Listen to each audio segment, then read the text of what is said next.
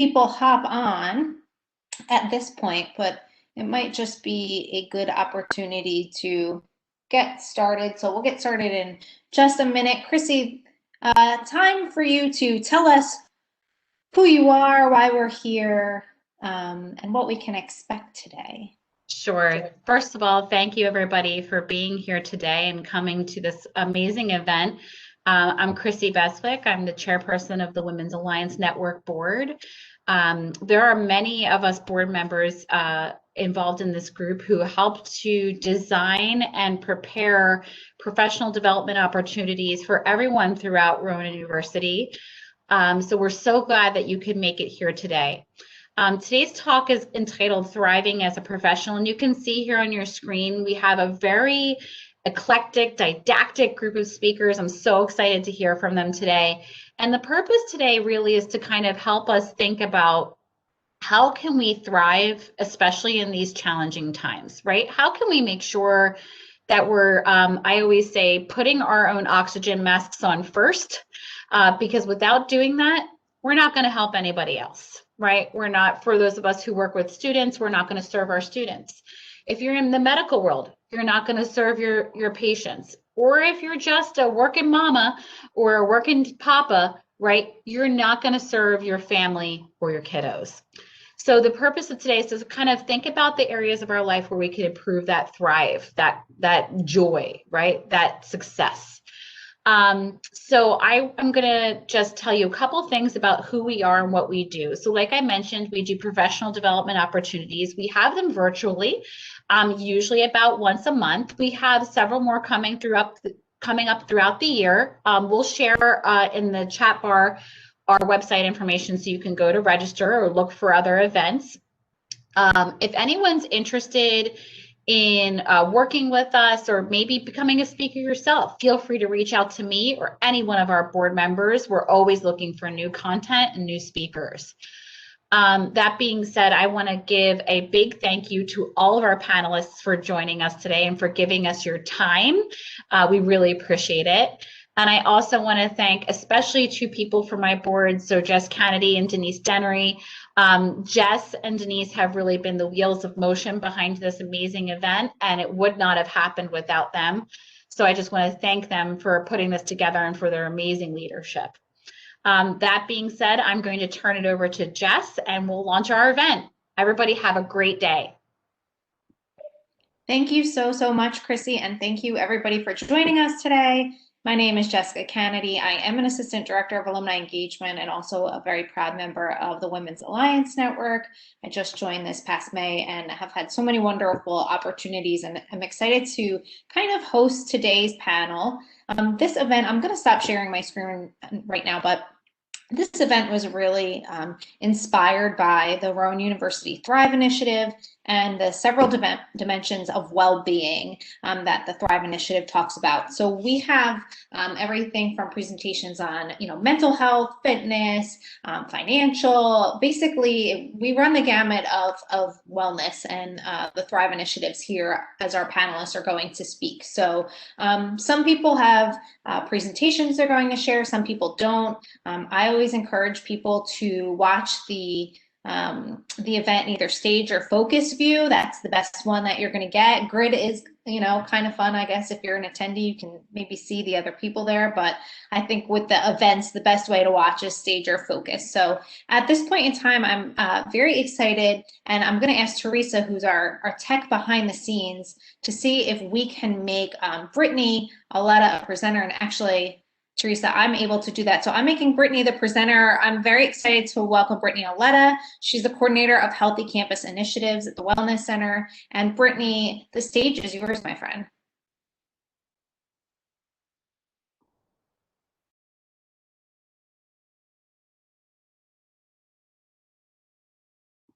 Just make sure you're unmuted, Brittany. Quote of the past it'll be probably 2 years by the time we're done saying that. I know. All right, hopefully everybody can see my slides there. Okay. All right, so thank you, Denise and Jessica, for coordinating this group today, and thank you to the Women's Alliance Network for having me. So I asked a dear colleague of mine, Dr. Kristen Denovi, if I could use a line from her last lecture presentation that she gave last semester. And I remember sitting there and hearing her powerful words, and they really resonated with me. I'm thriving in spite of. So two of the Rowan Thrive topics that I want to touch on today are physical well-being and purpose well-being. Starting with physical well-being for me, my physical well-being has been quite the struggle for a very long time. I have a complicated health history. Constantly being told by doctors that you look fine when you physically do not feel well can be a real struggle. However, I remain persistent and I'm thriving in spite of my pain. Physical well-being to me, though, is more than working out or going to the gym. It's being in tune with your body when your body is physically telling you that something isn't right. And I know that oftentimes we keep pushing our bodies to the extreme when there are subtle little reminders to just take it easy. And I encourage all of you here today to listen to your physical body. My struggles with my physical well-being ultimately led me to pursue a career in well-being. When I was at CMSRU, a mentor of mine encouraged me to try yoga for the first time. And that was a bit of a struggle, trying different avenues to feel better. And she saw that I had a passion for wanting to help. What I ended up finding, though, was my passion for well-being, and it stemmed from my want for others to not struggle with the many things that I had struggled with. My physical well-being ultimately led me to my purpose. My students. I truly love working in higher education and love working with my students, from interns to our peer educators and everybody else in between. I've had the privilege to work with medical students at Cooper Medical School, undergraduate students and graduate students here in Glassboro. I have a job because of them. Watching them grow, overcoming their own struggles, watching as they thrive in spite of. It's really powerful, and it's my purpose. Now with this, I do want to acknowledge that compassion fatigue and burnout are both very real. I feel more so now due to COVID than ever before. And I know sometimes it's hard to thrive in spite of. That constant feeling of having to be on can be extremely taxing, and I know many of you can relate to that. What I've been doing, though, recently to help thrive as a professional is getting more active, taking walks, trying to stay off of social media, getting back into cycling again, listening to music, and I also recommend watching the Headspace Guide to Meditation on Netflix. These are the things that have helped ground me as of late, and honestly, simply talking. Having support from my many colleagues, many of which are on this presentation today, is huge. Who better to talk to about your work struggles than those of your supportive colleagues? My colleague Allie and I have daily talks not just about work, but what is happening in our personal lives, and that is incredibly helpful to me. It's nice to have that daily support. Allie's the person right here. So having support outside of work is extremely important to my overall well-being and thriving as a professional too. My husband, my family, my friends, and my dog are all great supports to me. Working from home, we know, can have its perks, and that's Barkley. She's been my go-to girl when I work from home. But circling back, my struggles with my physical well-being led me to pursue a passion for well-being and allowed me to stumble upon my purpose of helping others thrive in spite of. So whatever is going on in your own personal lives or professional life, I want you to remember that you are not alone, there is support, and you too can thrive in spite of whatever you're facing. Thank you. Thank you so much, Brittany. I love that, thriving in spite of, because I think we all, especially right now, can think of reasons why thriving is hard and why it's difficult to put ourselves first. But I like the different ways that you have taken your wellness into your own hands and tried to do things. Staying off of social media is hard, but definitely healthy.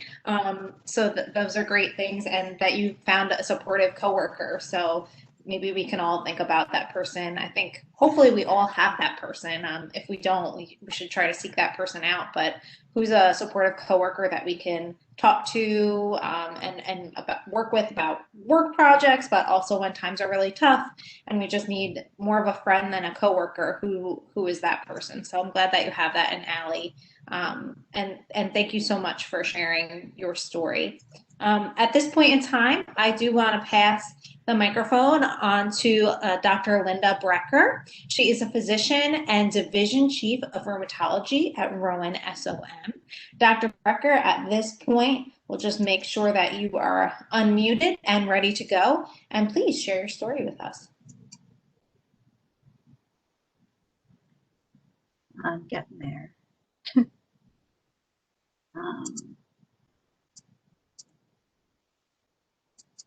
Do you have slides, Dr. Brecker? I do. I'm okay, trying to share my screen. You go. I think you can share now. Do you see the share button now? Oh, I do. Let me just pull up my slide. Oh, share. Here we go. Oh, my screen. Sorry. Now I have to put up my slides. Do you see it? Yep. You are good to go. Perfect. Wonderful. I want to start by saying how thrilled I am to be involved in this program. I feel honored to be here and to share sort of my secrets. No way am I an expert in this. I may have some professional experience in some venues, but I think this whole pandemic thing is new to all of us.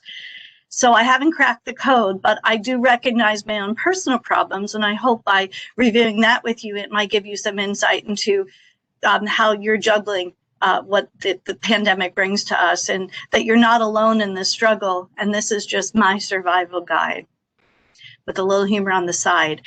I first of all have to appreciate how many roles we play, especially as moms and professionals and housekeepers and wives and teachers and doctors and all the things that we do. And we feel like all the time that we have to be just right at all of them. And I've come to realize that that's just not possible. I feel that we want to look like Wonder Woman, but instead we look more like a juggler. And the importance is that you have to be able to balance yourself the best you can, but you can't be 100% present for every one of your tasks all the time. So personal care, if you don't take care of yourself, it will be very hard to take care of others. So without being selfish, you have to practice personal care. And I think during the pandemic, a great deal of that was mental health. I can't assume anybody didn't have a bit of anxiety about what we were going through and how our roles have changed. Insomnia, very much a problem with myself and a lot of my friends, and we talk about it. It's not something to hide. I did find so many things online that were helpful because now we were closed off from all of our other outlets. So there's a lot of online services for either fitness or Headspace, which is an app for relaxation and for meditation. There's an app called Calm, which helps you to fall asleep. And there's also talk therapy, and it can be a professional, it could be your girlfriend, it could be your spouse, it could be your mother or sister. But I'm hoping that everybody has somebody they can really be honest and confide in, because I find it's very, very helpful. And those who don't have somebody, really, it's no shame to experience a professional therapist, because I think that's extremely an incredible tool. And the last piece is physical health. There's some days that you feel like doing things and other days you don't. And it's a matter of listening to your body and not overdoing it, because you're going to dig a hole that you won't be able to get out of. I always say to my patients, don't start fitness and do what you did when you were 22, because now you're 52, and don't think you can just bounce right in without injury. So you have to adjust now. Now we don't. I used to go to yoga classes and Pilates, and I had to figure out how to do that. And I found many different avenues online, even for free, through Comcast apps. Outdoor walking, and now we're getting back to the cold winter. We've got to be indoors now. And the last piece is like, healthy mind, healthy body. Nutrition is very, very important. We get a lot of nutrients from our food, but we also tend to get a lot of pleasure from food, and we have to be careful about that because we're less active. We're now, many of us could be working from home and sitting in a chair, whereas you were in the office before and you were up and down and all over the place. So my own confession is I've mastered the technique of baking pretty cakes. I've made banana bread no less than 5 times, and I learned how to make burrata. So I'm proud of all that. And then after the first month and probably about 7 pounds, I decided I better get serious. And after that, things like this became a treat rather than an everyday occurrence. I do believe in treats. family care. So I'm a mom and I'm a wife and I have a huge extended family. And, you know, feeling very isolated. I take this virus very seriously. So I have, as a care provider, I have been almost nowhere, you know, other than obtaining food with full PPE. I have really been home confined or office confined. So there is a sense of isolation. I think that Zoom and FaceTime is helpful, but it's certainly not like a hug. So we all miss our hugs. And then holidays, it's been an entire year without family holidays. And the top is a picture of what my family holiday would look like. My mom was one of 9. So I have extended family and we're all used to the big holidays. And it ended up looking more like the bottom. And that had to be an adjustment. And, you know, I've heard it out there in the public domain.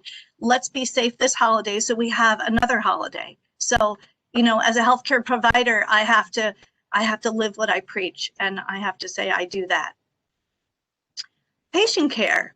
So we were doing face-to-face patient care. I am a rheumatologist, so God, the largest part of my exam is my hands and my physically touching the patient and the examination. And now I'm learning to do it on telehealth. And that was a huge adjustment for me.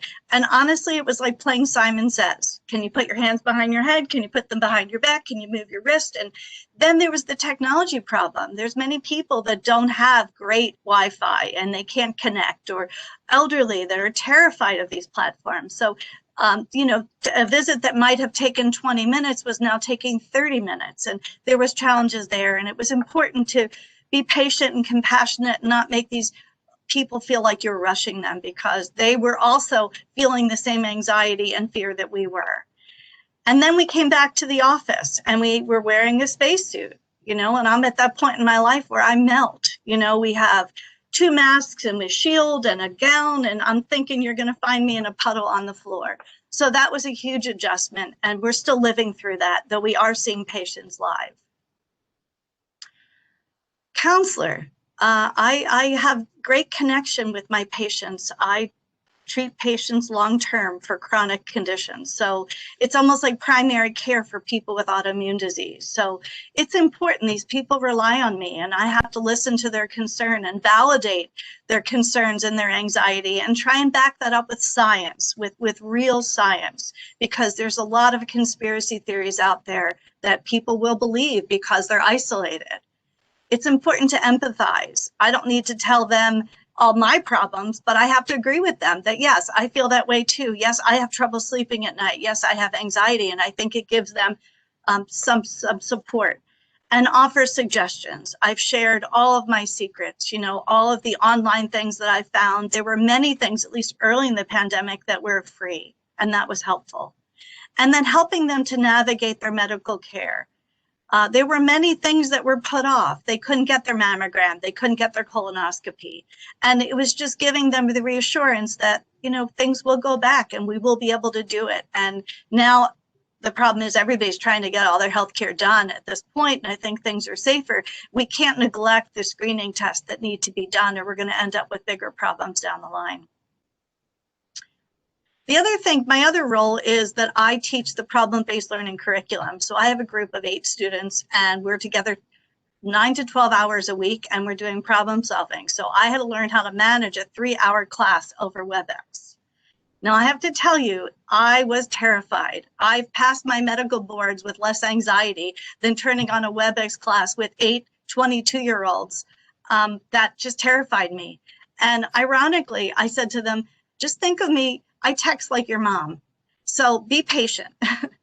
And they just didn't miss a beat. They were unaffected by it. Now it's funny, they laugh and they say, wow, I couldn't even imagine having to go into class. And because there's only 8 of us, we still are on 2 screens, we see each other. What's interesting is I was doing vaccines at our COVID vaccine clinic on Monday, and several of my students were there to get vaccines. And it was just so nice to see them in person, because our classes are typically in a small room with 9 of us are there and we interact. And we've had to learn how to do it through video. And one of my tricks is trying to understand what they're into. So that's about Schitt's Creek in the office, because my students know every single episode of both of these shows. So part of my job while I was binge watching was to figure out what they're watching, so that I wasn't the only one not laughing when they posted their memes. So now I'm an expert. Humor helps. I think it gets us through the day. So I picked a couple of silly things that I found. One is we didn't order anything from Amazon yesterday, so the UPS guy knocked on our door to see if we were okay. Beware of Facebook. This is super important to me, and I have kids in their 20s. There's called the Facebook effect. Everybody posts their life as if it's perfect, and it makes you feel like you're the only one without a perfect life. This is a bad trap. So I like this. I unfriended all the perfect people yesterday. Good morning, train wrecks. Y'all need coffee. You know, don't get caught when people start telling you how great everything is and their kids are perfect and their life is perfect and everything's perfect. It's all a show. We all have our struggles. And this is the other one. I love to travel. So the therapist says, and what do we say when we're sad? And me, flight booked. And therapist says, no. So we cannot escape our problems. We have to work through it. So, you know, in summary, what I've learned from the pandemic is that we do not have control. We have to practice resilience. And we cannot be perfect, but we are the best we can be every day. And that's not always going to be what we want to be. Celebrate what you have, not what you desire. And health is the most important possession. We can't buy health. Take care of yourself, take care of others. Be gracious and breathe. And I appreciate the time. Thank you. Thank you so much, Dr. Brecker. I think you brought up a very good point for all of us to keep in mind that our healthcare professionals and doctors are not immune to feeling the same, struggles and everybody has their own issues, and we're not immune in our positions in higher ed or as doctors or professionals. So when our students are going through things, we're going through things too.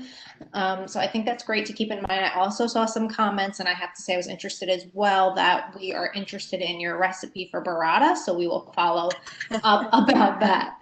Okay, Dr. Brecker, yeah, we're excited. We understand it's just a treat, so we'll be easy. But Dr. Brecker, we're going to ask you to stop sharing your screen, because at this point we are introducing Kevin George, who I always consider my personal Rowan Thrive guru. So Kevin is the director of Rowan Campus Rec.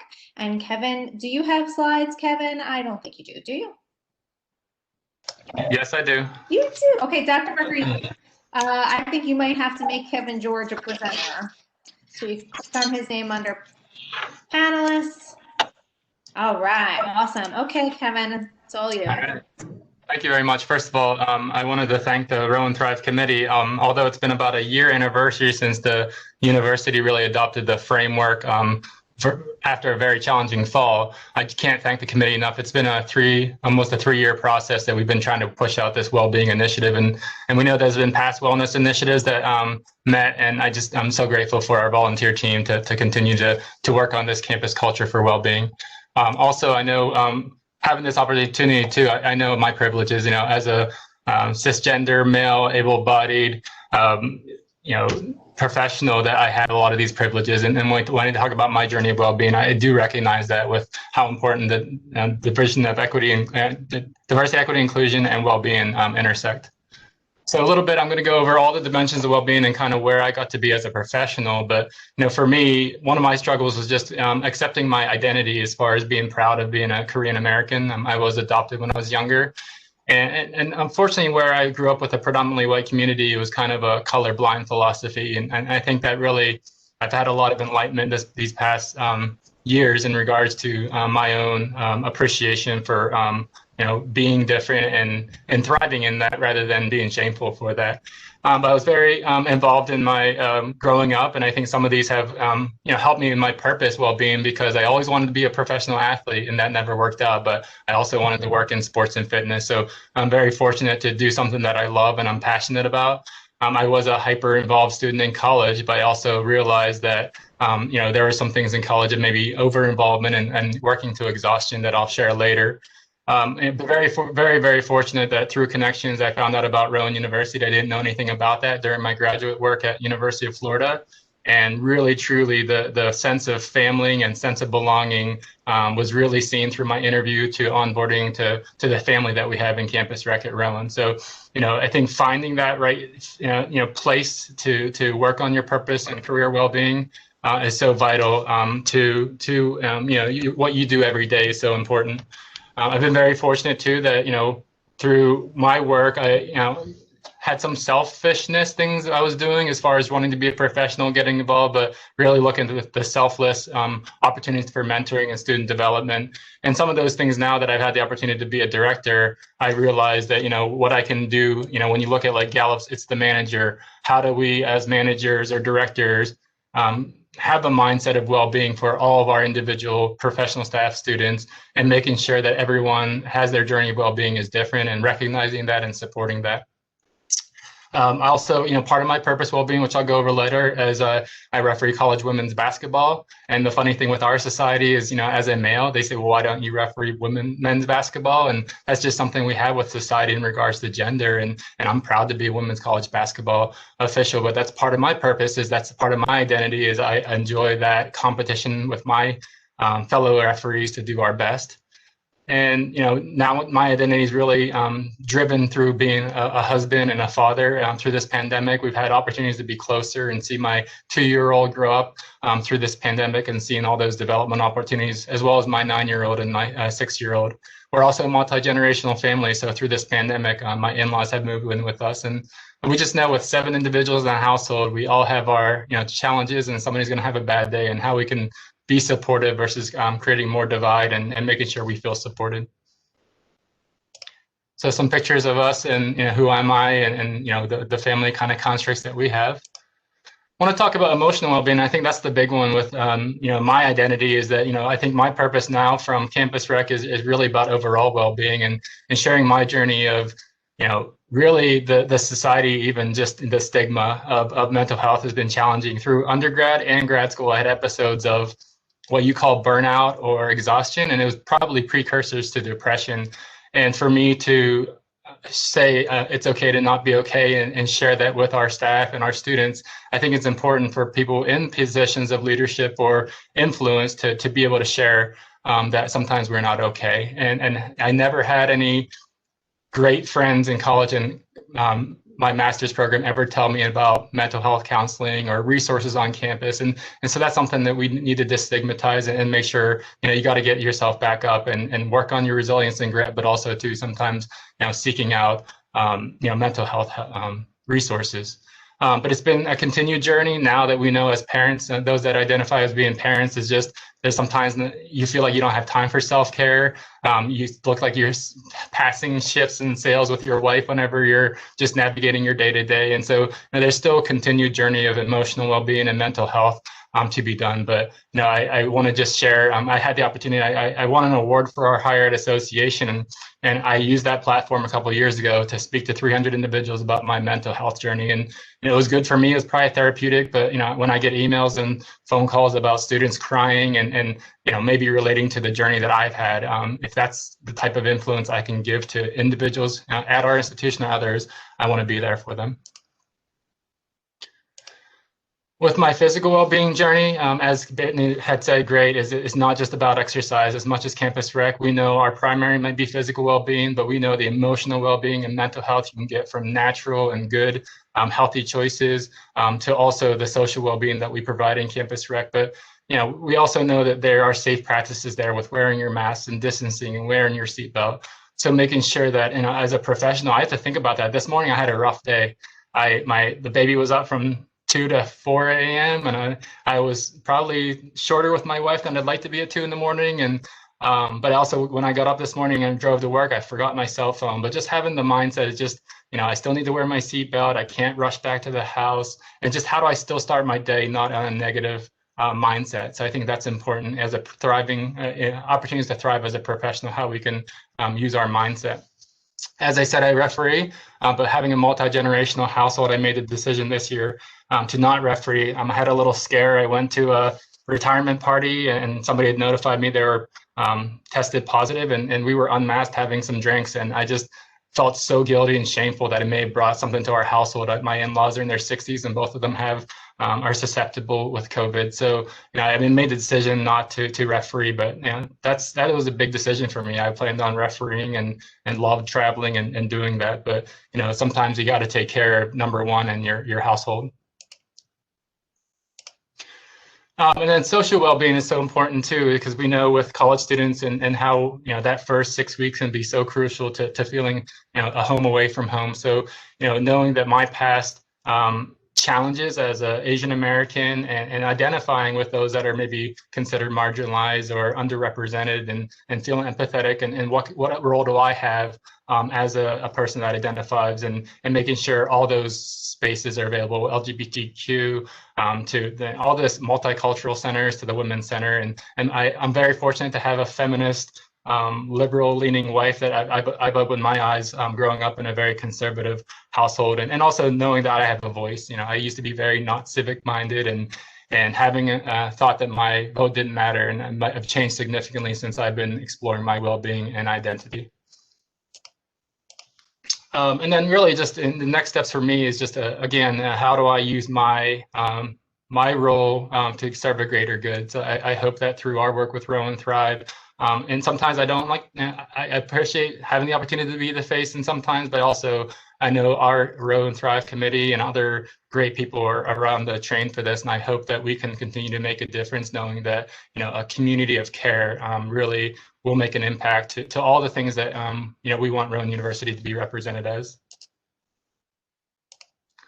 And then lastly, with financial well-being, I know how privileged I am. My parents living in a middle-class system that I was able to have my college paid for, and I don't take that for granted. But learning little things too from relationships when you're in lust and you don't realize that you don't have conversations, but they know with divorces that financial well-being can be one of those predictors. So I didn't know I was marrying into debt, and those are things we can laugh about. But knowing that even now, with a multi-generational household and proactively talking about finances and budget is very important. We haven't gone to Disney World yet. I feel so bad for our 9-year-old. We wanted to do it, but so hopefully we can make means to do that for the first time. I do want to lastly just share the interconnected dimensions of well-being to be well, though. And so it's important that, we know we all do not have we can't just copy and paste, what Linda does or Jess does for their well-being may not work for you. So it's a constant journey, a reflection from your transitions, your traumas and your tragedies to your triumphs, and making sure that, to be in the moment when you're well, and then when you're struggling, do what you need to do to get back up and be better. I always like to share this when we do our presentations, but the well-being for Rowan is everybody's job. And if we have that philosophy that any opportunities I have for self-care, and then when I'm well to take care of other individuals is so important. So it's everyone's responsibilities. It's not just the Wellness Center. It's not just Rowan Thrive. If everybody has the capacity to contribute to say, okay, the people I associate with Rowan University students or employees, how can I support their well-being? How can I truly be there instead of just, hey, how you doing? Good, bye. How do we make more meaningful opportunities with our community? So thank you very much, and I appreciate your time and appreciate this opportunity. Thank you, Kevin. I appreciate you touching on all of the areas of Thrive. For those of you that aren't familiar, I encourage you to visit the Rowan Thrive website. And like Kevin said, he's often kind of seen as the faces of Rowan Thrive, but several of our panelists, and there's people who aren't with us today, serve on the Rowan Thrive committee. So if you are on the Rowan Thrive committee, whether you're a panelist at today's event or just attendee, if you wouldn't mind just throwing your name in the chat so that if there's anybody else on campus who's looking to get involved or engaged, I think it's a good opportunity to kind of let everybody know who those faces are. Thank you, Kevin. Okay, at this point in time, we are going to introduce Katie Huber, Assistant Director of Fitness and Wellness at Campus Rec. Katie. Yes, thank you so much.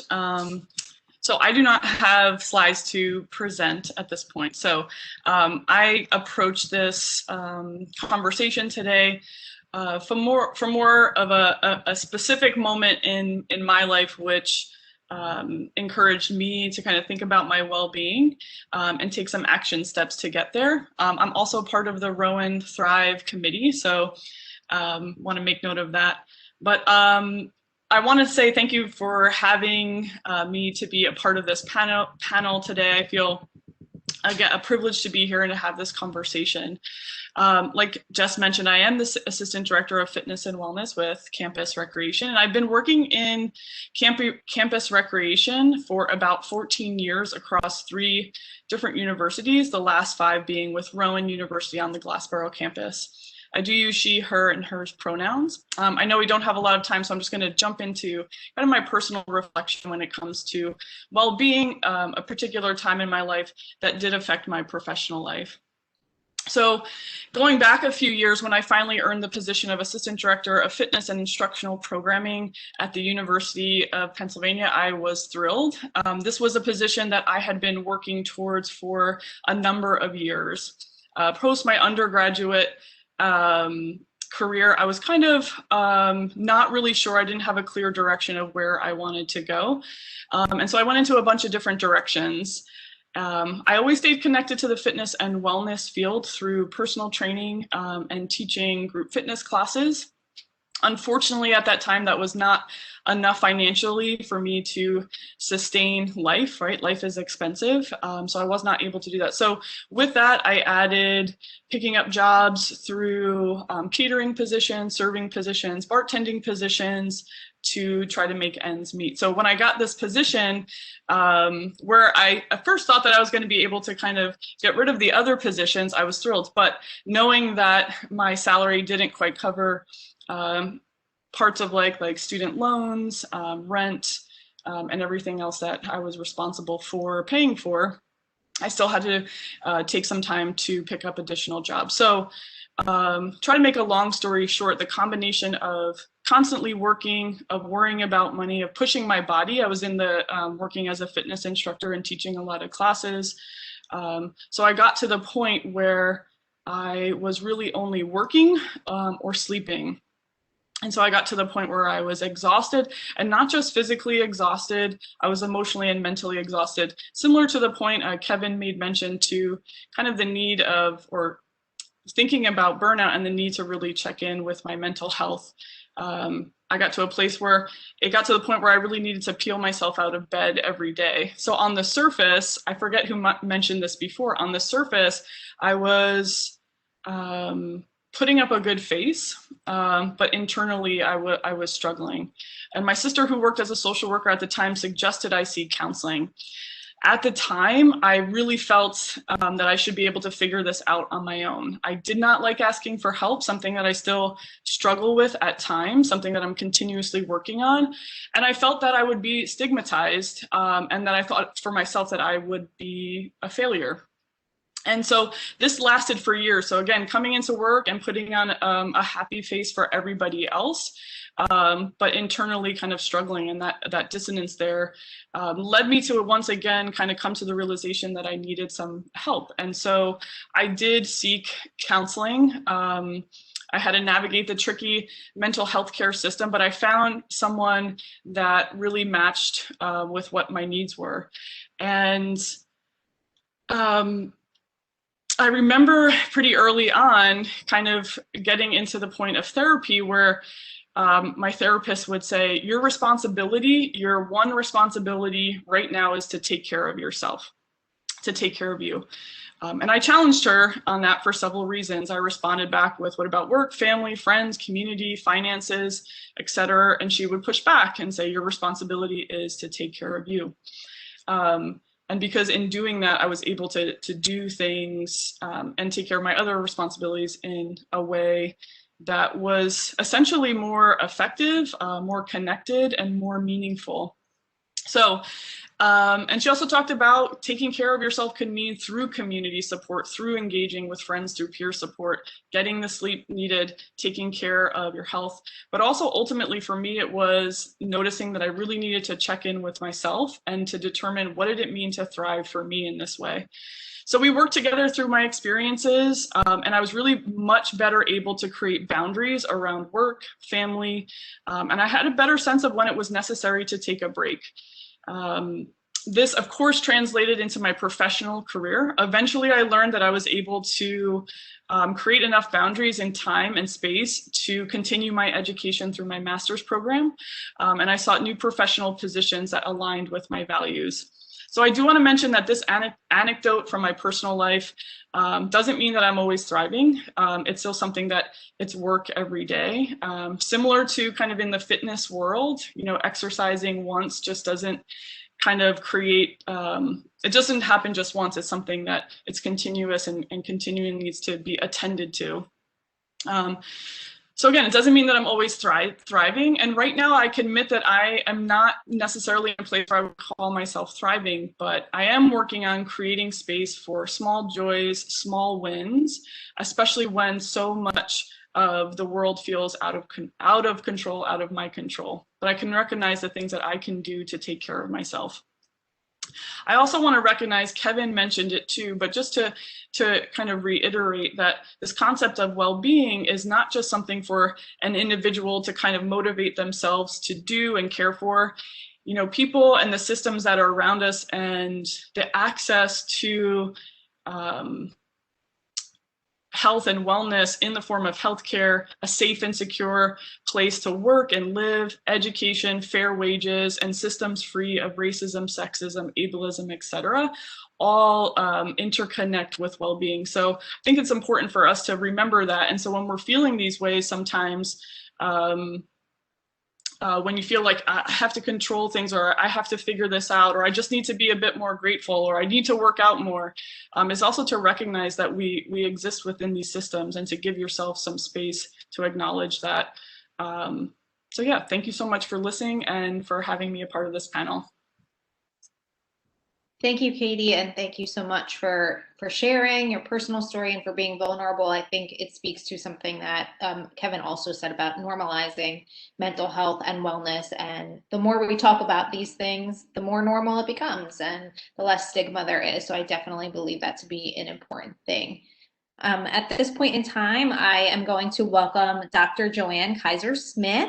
She's a physician and professor with general internal medicine at RowanSOM. I am going to share my screen, but go ahead, Dr. Kaiser-Smith. While I pull up your slides, you can kick us off. Well, thank you. Thank you very much for inviting me as part of the panel. I've actually been a member of the Women's Network since its inception several years ago, so this is pretty exciting. And not having to drive to Glassboro to do it was even better. So when I was asked to do this, I needed to look up the definition of thrive. Well, what does thrive really mean? And then when I thought about this presentation, I realized that I need to tell you what you should do, but I don't do that. So do as I say and not as I do. And it was time for me to recognize that I really needed to take care of myself as well.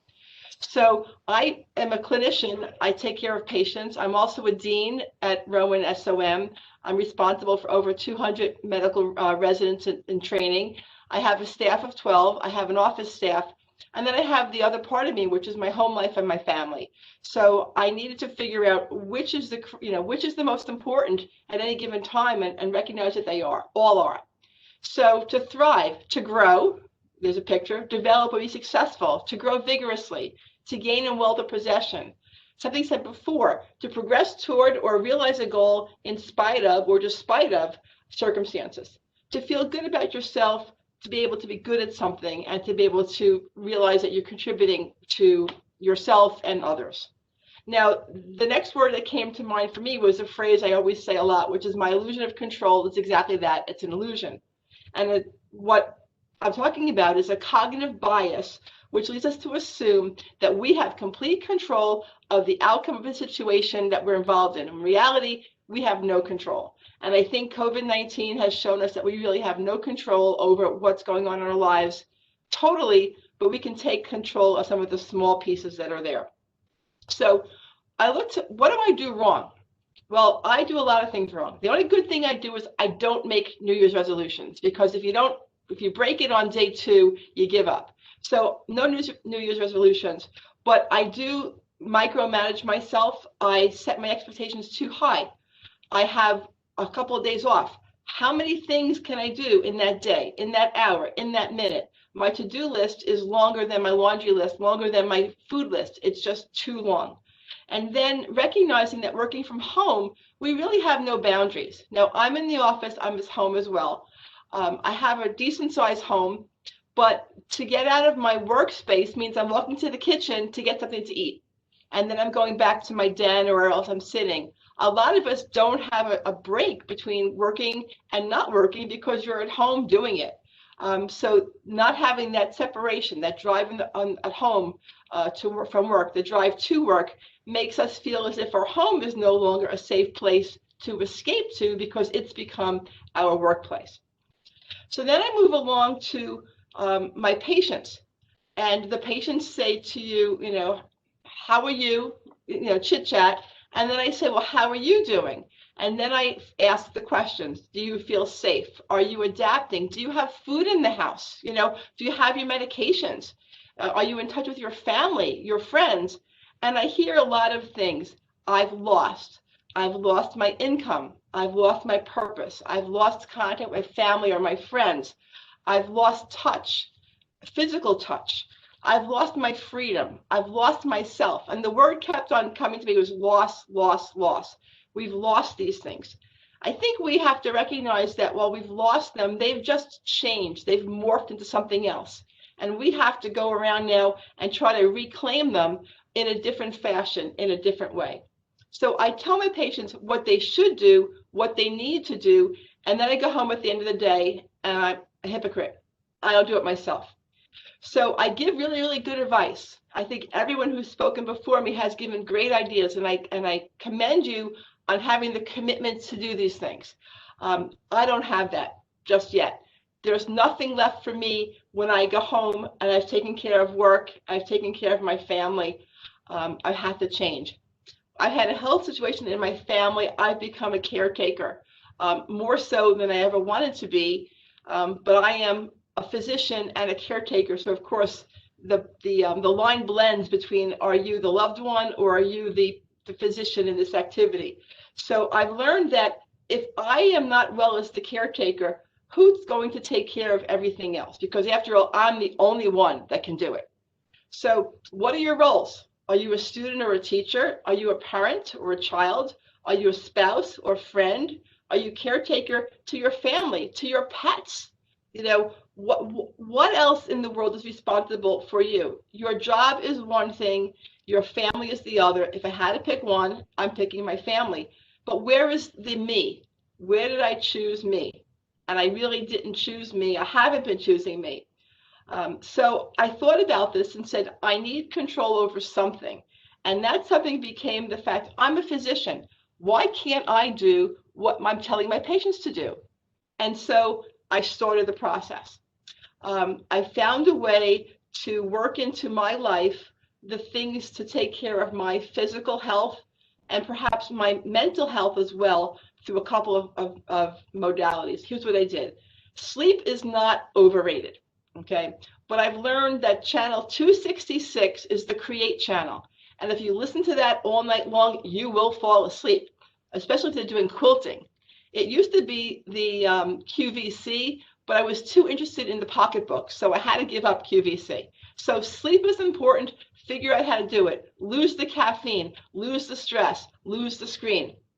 Food, the COVID-19, I think it's the number of pounds that I've gained with COVID-19. Like the freshman 15, the COVID-19. I refuse to get on the scale, but I know that I have to do something about it. And preparing for this has given me the decision that I really have to take care of my health. What about your teeth, your feet, you know, your colon, your pap smear, your mammogram? As a physician, I'm seeing people postponing good health screenings, and coming in, unfortunately, with diagnoses much later than they should have been. The breast cancer diagnosis, the colon cancer diagnosis. So I've made it a pact to make sure that I have assigned myself a time to do all of these things. You all have sick days at Rowan. Use them. Get out of the house and go to the doctor. That's okay. It's an outing. Be safe. Wear your mask. Social distance. The physicians out there have really done a good job in keeping our offices safe.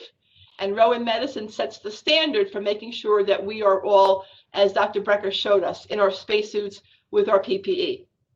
So I decided to close my brief session because so many of you have really said what needed to be said with adverbs. So here are my adverbs. You need to celebrate safely, shop carefully, mask properly, hand wash correctly, breathe deeply, distance socially, meditate daily, exercise daily, stop worrying excessively, and plan hopefully. And one of the things that has really helped me do this is having friends. You know, our families, our friends, our pets. What is it that you surround yourself with that makes you want to be a better person. And some of the last pictures that I have here are pictures of friends. Who is it that bolsters you? Okay, these are my medical friends. You can see this Dr. Brecker in the front. This picture was like last year, I think, or the year before. I'm not sure. But actually, we've been friends for, I don't want to say how many years, and she has really helped me. And I think I've helped her as being the friend to support one another through this whole process. The next picture are my friends from high school, grammar school. No, the two gals on the left have been friends from grammar school.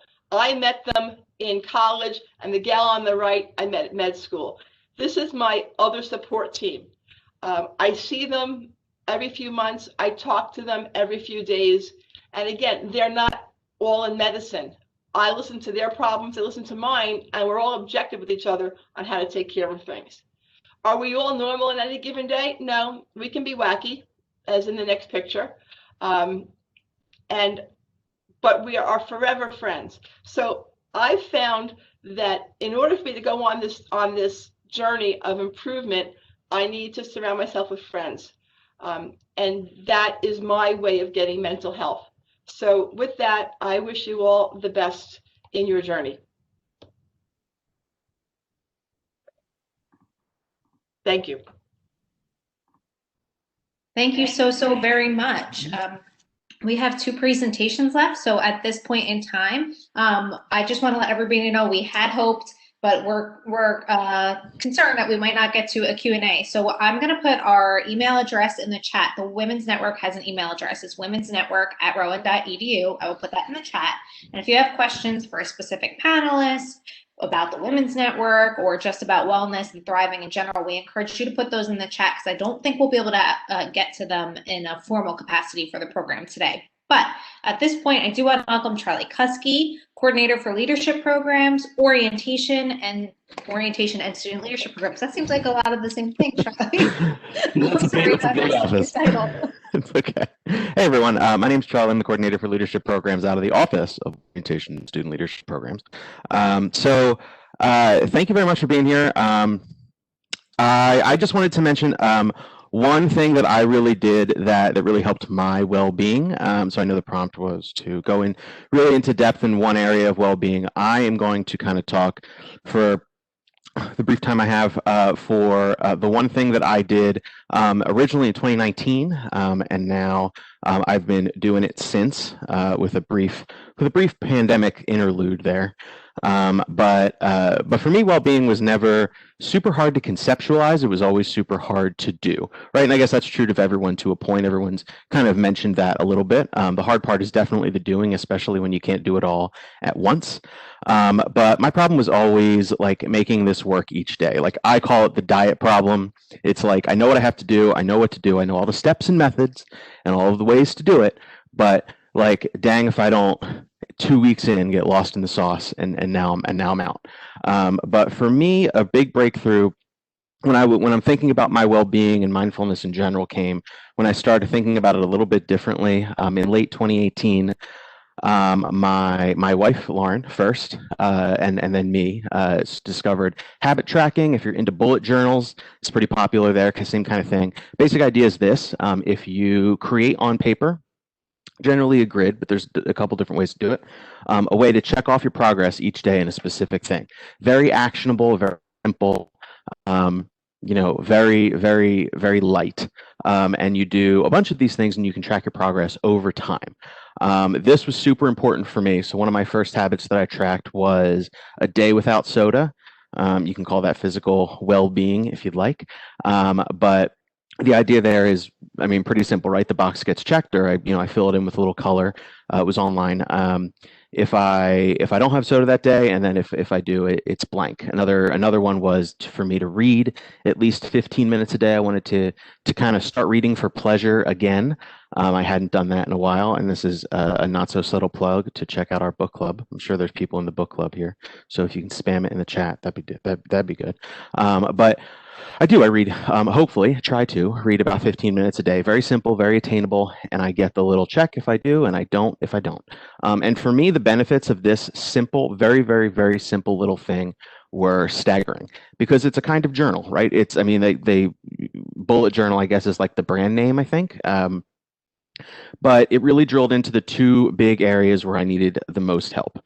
For me, the big problem was, just like the diet problem, I would catastrophize little slip ups and then get really frustrated that I was putting any effort in at all, which I think someone mentioned was the reason they don't do New Year's resolutions, which is fair.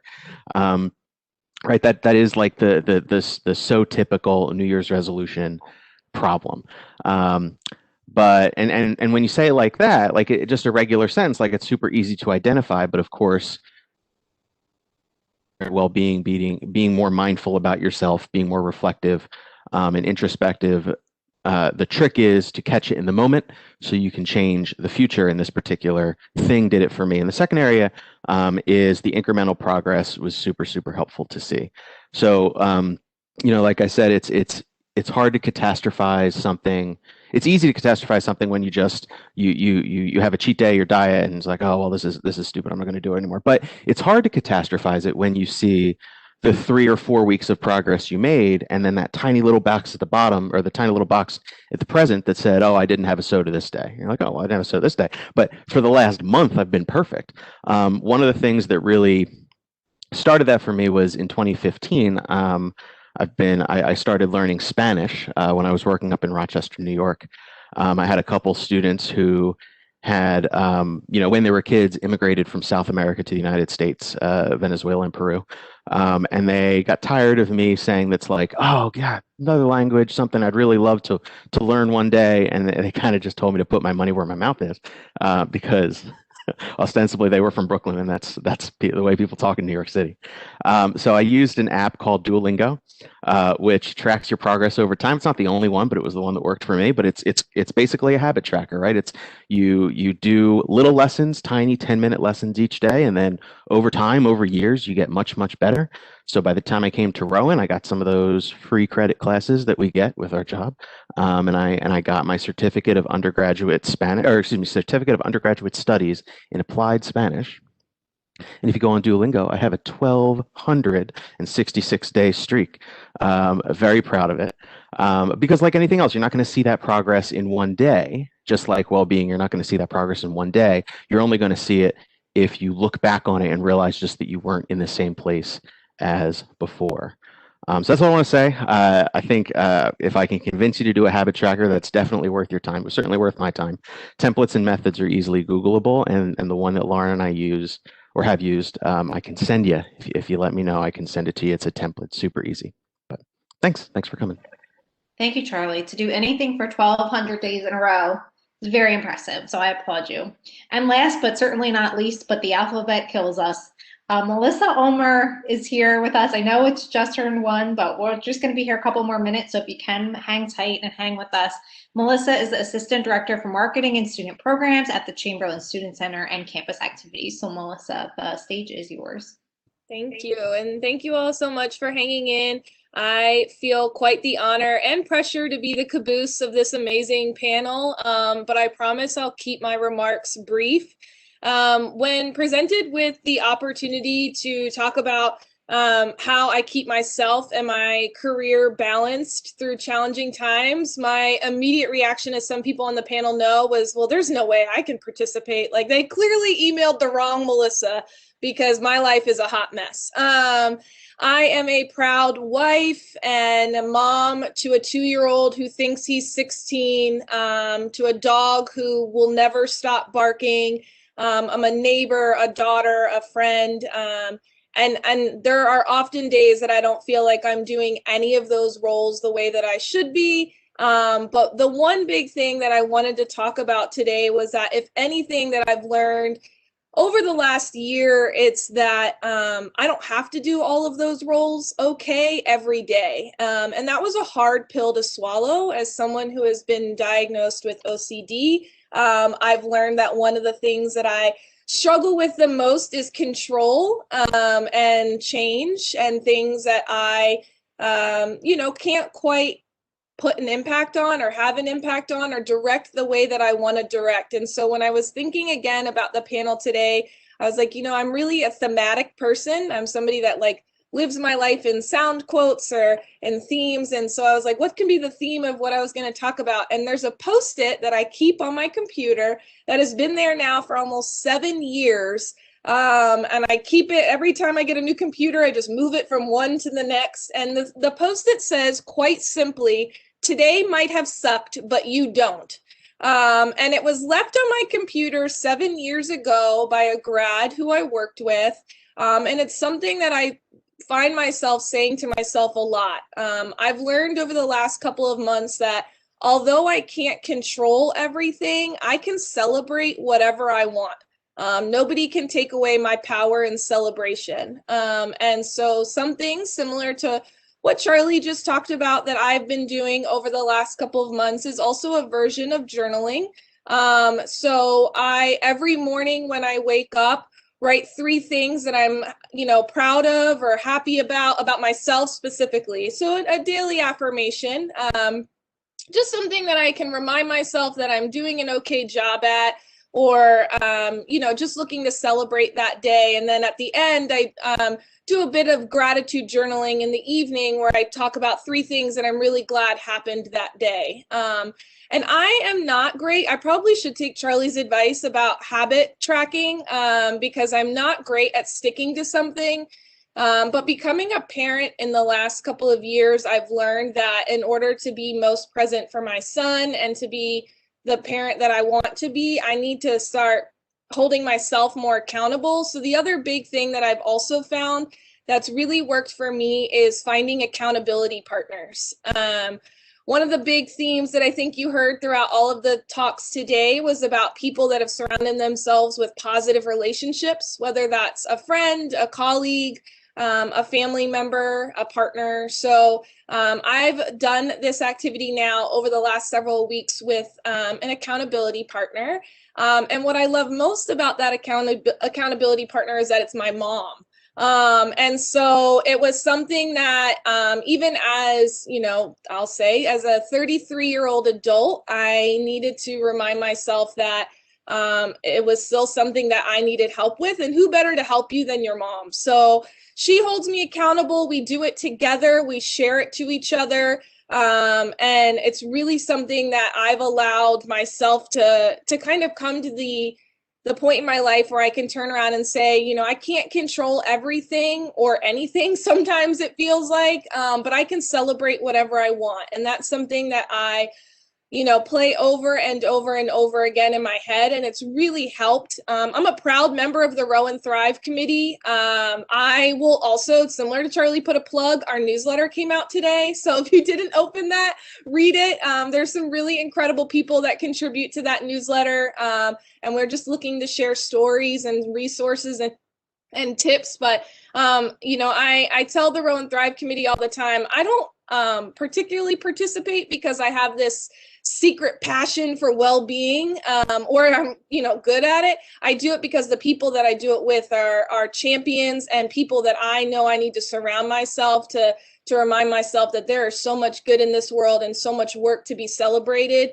And that's what keeps me there. So I think one of the things that we just have to remind ourselves, because this is probably just one of many panels that the remaining, looks like 90 attendees have sat on probably over the last couple of months about how do you balance everything that's going on.